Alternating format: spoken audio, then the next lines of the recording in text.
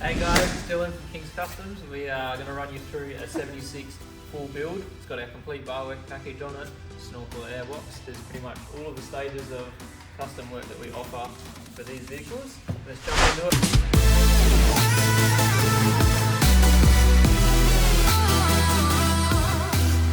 So on the rear, we've got a heavy duty Kingz Customs rear bar. We've built a fair few of these. Mounting points direct to chassis. Now they are only compatible with a genuine Toyota tow bar. Some other aftermarket tow bars will work, but we just like to disclose that they're only genuine tow bars. We've got an 8mm chassis mount plate, which is 2 recovery points as well. We do suggest bridling off them if you were to use them as a recovery system. From there, our bar slides over these. They can be color coded any color you want. Usually they're black, red's a popular option. That design minimizes a lot of these other bars. Open the swing arm, but mainly the tire carry when you've got a big 35 on there, tends to tilt. So that's just the tolerances. We build them nice and tight, so we don't really want it tilting and hitting the side of your cab and then scratching everything. You've got the steady flush mount mini 10-watt reverse lights, 2 number plate lights keep you happy, safe and legal, and our ADR approved rear tail stop brake indicate tail lights. We've got our swing arm. These are our matrix swing arms. We've been running them for a while now. They're quite universal. They're just a flat plate, full CNC pressed and laser cut. Different options for your gas struts. As you change tyre sizes, you can open and close it, or you have a different door system or max tracks or shovels hanging off here. So we like to give you a bit of user friendliness and universality. Biggest pros about this style of swing arm, you can grab this and mount it over to there, tie or the jerry, but also like if you want no accessories, you don't have to go pulling off the whole swing arm. You can just pull the accessories, 4 bolts pretty much on each accessory, whether it's jerry can, max tracks, tire, shovels, whatever. And you can also upgrade later to twin wheel carriers. We've got the jerry can, lightweight 4mm aluminium twin jerry can holder. It is compatible with a number plate light here, and we can put your number plate up here if down there is too low for you. There's not a lot of room under our rear bars down there. It's just access to run wires, cabling, and the actual chassis tie-in bolt. On the top, we've got a durable texture black aluminium step plate with our logo in it. We can put anyone's logo, designs, or whatever you want written in there. It doesn't necessarily need to be our name. And then with these barn doors, look at that clearance. Nice, like it's been modelled. Plenty of ample opening angle to still get your drawer systems out. This one's got a pretty gangster drawer system in there. So yeah, we've definitely kept all the other future modifications that you guys will do to these in mind when we're designing our rear bar, while still maintaining enough access to get to your important fuel tank bolts if you ever needed to change it, drop it out. You're not ripping your rear bar off, because no one wants to be doing that shit just to install a fuel tank. On the sides, we can do provisions for side mount ladders. We've done a few on Troopies. I think the first 76 bar we actually did was a rear quarter ladder, which was gangster. I'll just drop a photo in and show you. That's pretty much what kicked off these rear bars, to be honest. They had everything, like shovels, high lift jack, 2 mountain bike carriers, spare tyre. I think it had 3 jerry cans as well, so it could actually hold 2 or 3 mountain bikes on the back. It was fucking neat. Oh, and a rear winch. So, whew, it's still going apparently. It apparently lives up in Lano and just pulls all the boats off the water. So, yeah, nice. Other cool feature is you actually maintain on the newer, I think 2016 onwards, maybe you could be wrong, 2020 onwards, we maintain the factory mud flat, which gives it that nice factory feel, and it's not just chopped off here, or the bar's short, or the bar comes all the way. It's actually compatible with every single flare on the market, and it does tie in to keep this guy nice and sturdy. It's not going anywhere. Moving up to the side of Reece's rig, we've got our new design slider. It's definitely sticking. A lot of people are liking it. We're running a 4mm runner as the slider, so it's also still a step. It comes off the chassis at the cross member, 6mm braces and a rear mount, so very user friendly to install. The hardest part's finding a jack tall enough for these big lifted rigs. They're a nice sleek design. They cover that awkward horrendous gap from the bottom of the chassis rail to like your door sill, while still maintaining enough room to not get your fingers caught. Biggest provision, which is really handy, is the 2 high lift jack or electric jacks. It's cut out because the high lift jacks are the widest, but that goes in there That's directly in line with the 6mm chassis mounts. This would be the preferred mount if you wanted to jack the side up. You can go off this as well, but yeah, slide it in there, jack it up, happy days, safest houses. And it also incorporates our tie-in scrub bar, which has all been 3D modelled. It slides through here and picks up another point on the inside, so it's not going anywhere. On the top, stainless steel like the rear tread plate, but we powder coat it black. That just allows to scuff up, scratch, boots, everything on there, instead of actually scratching the mild steel, so there's no rust or anything like that. And like we said at the rear, or names or whatever you like to call your rig in there, it doesn't need to be our logo. It's a pretty cool feature.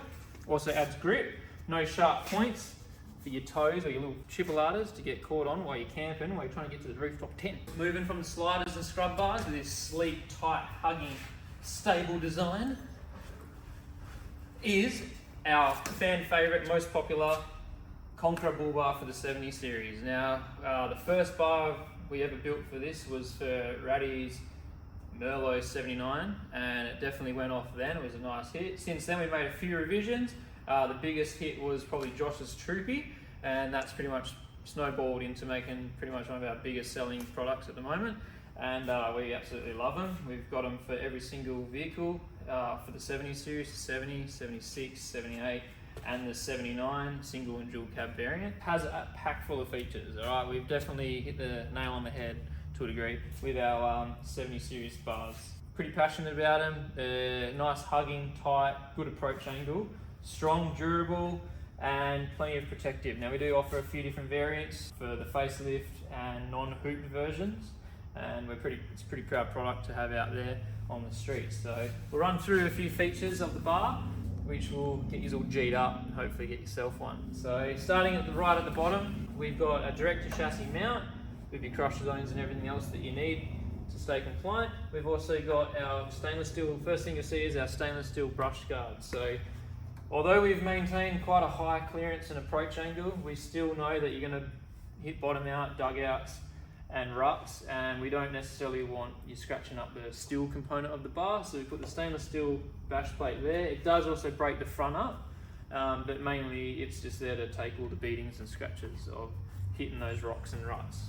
Moving to the back of the bar, it's compatible with up to a 12,000 pound Runva winch or any brand winch. We like to use the Runva winches. Nice tight design, number plate. It isn't required to have a flip bracket, even with the full height plates. The bar still is a 4mm steel construction with 3mm uprights and 2.9 and 3mm wall hoops. 50mm OD upper hoops, 48mm OD roo shooter hoops, or whatever you want to call them. But basically they're headlight protector. They do fill this big gap here. It gets worse on the facelifts, but hooks them in. Alright, so in the wings, a lot of bars don't have a lot of features, and I've always liked putting light bars in bars because it's just a whole lot of wasted space. We still retain all of our strength from our 1, 2, 3, 4 pressings that we've incorporated. A lot of bars that we've built in before just goes straight flat. So by opening this up, it allows us to put an 11.5-inch light bar in there, and that's hooked up to your high beam. Now these are pretty cool because they do give you that 30 to 40 degree angle spread, which lights up the side of the highways or your camp or even your tight tracks when you're trying to see. Got your ADR front indicators down here.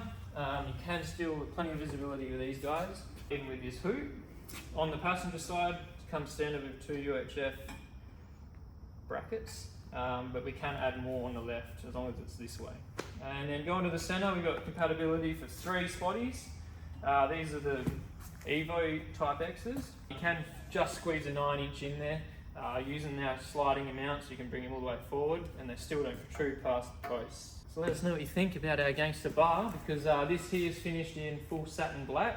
Our most popular sale for them are 2-tone, so no matter what it is, if it's 2-tone, colour matched or black like this, they all get sandblasted, powder coated satin black, and then your colour coat on top, which is our paint shop will mask off around the post, and basically all the hoops and the centre posts stay black, and then this bulk part of the bar will be colour coded to your car. So it does add another layer, and it definitely makes it look a bit more of a premium vehicle and product, but in this application, the black really sets it off.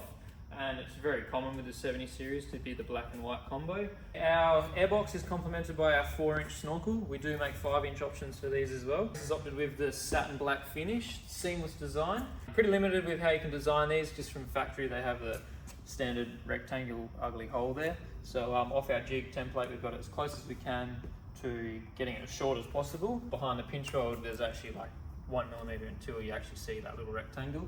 Maintains the factory pickup points, nice clean CNC press bracket here. Enough splashback on the end cap to minimise the amount of water and rainfall getting into your airbox, which is not a worry because we incorporate a drain in every single airbox we make, whether it's the factory duckbill valve in this application or a manual ball valve.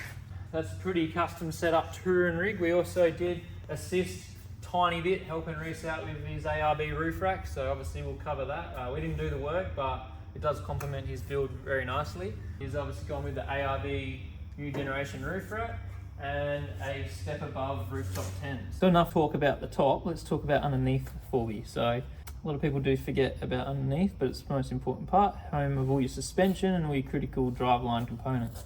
So we like to keep them fresh, tasty. Service of what we offer is our underbody respray. Reece's car's got, I don't know how many Ks it's got, but it's not too old, it's 2022.